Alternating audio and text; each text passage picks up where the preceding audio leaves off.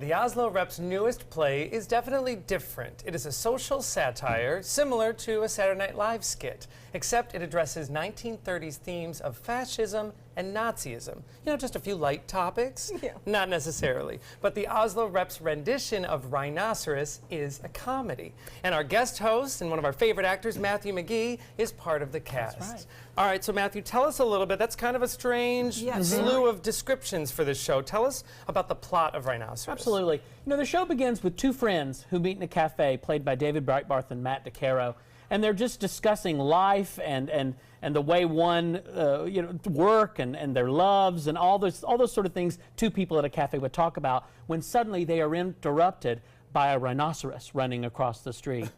And that begins a whole sort of an experience for the lead character played by David Breitbarth, Berenger, who has to experience what it's like for everyone in this small town in the late 1940s, this small European town where everyone around him becomes a rhinoceros.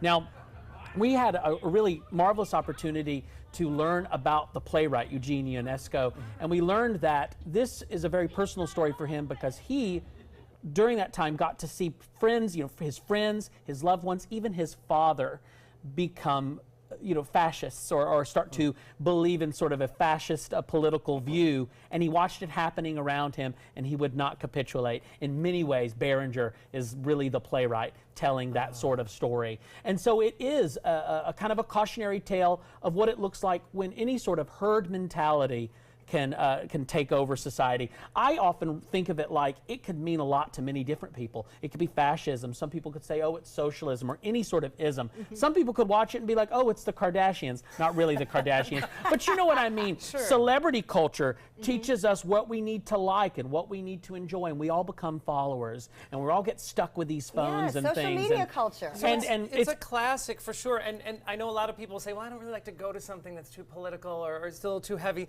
but this production is not that. In fact, you get to play a couple different characters in a few different ways. Tell us how you work in, and there's music. Absolutely. You know, Frank Galati, this is a new production directed and staged by Frank Galati, which isn't that amazing? A Tony Award Frank winner, Galati, yes. living here in Sarasota, and being able to direct a show at the Oslo Rep. It's a really terrific But thing. this is you. That's so me at the start of the show. We've seen you in drag on our show before, but I love with this plot that your music and your drag is worked into the show. Yeah, absolutely.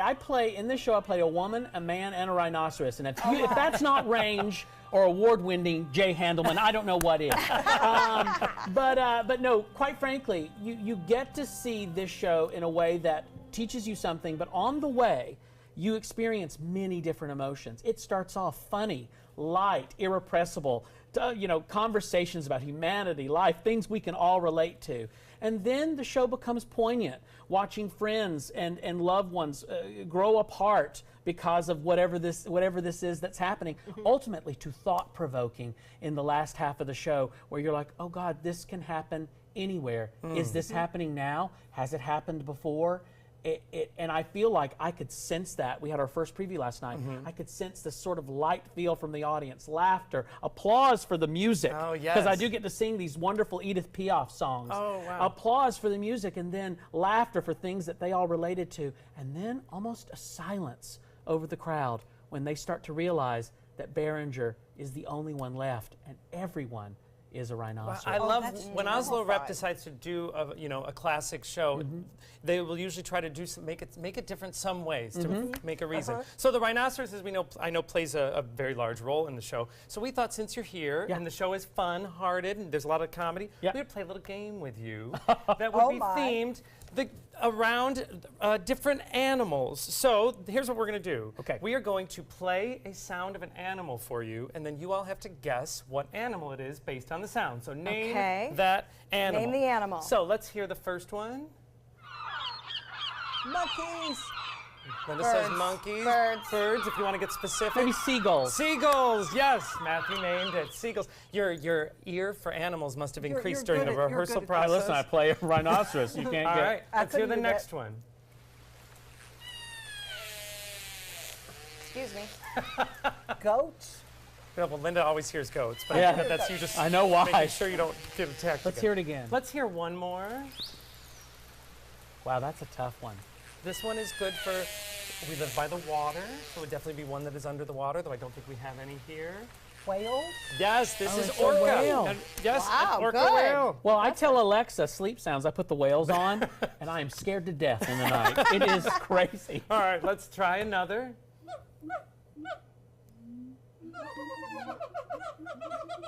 Little clue in the background with some drums. You know, that's so It sounds like a chimpanzee. It's a gibbon monkey. A gibbon It was a monkey. gibbon monkey. I knew there'd be a monkey in there somewhere. Yes, we are very good at this game. Yeah. All right, next one.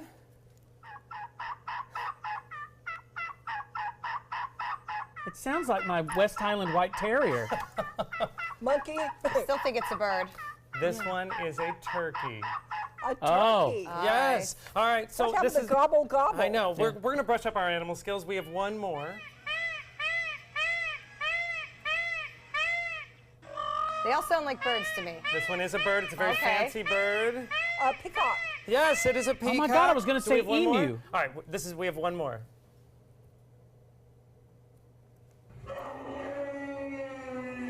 Well, that's a rhinoceros. And Matthew nailed it. It is the very rhinoceros sound that is in Oslo Rep's production. And Matthew, we take a look at what the cast looks like when they hear the sound. Yes. All right, so Wow. Rhinoceros is at Oslo Rep through April 14th. For tickets, you can go to their website, oslorep.org. Next, we have a renowned landscape photographer who will share his work.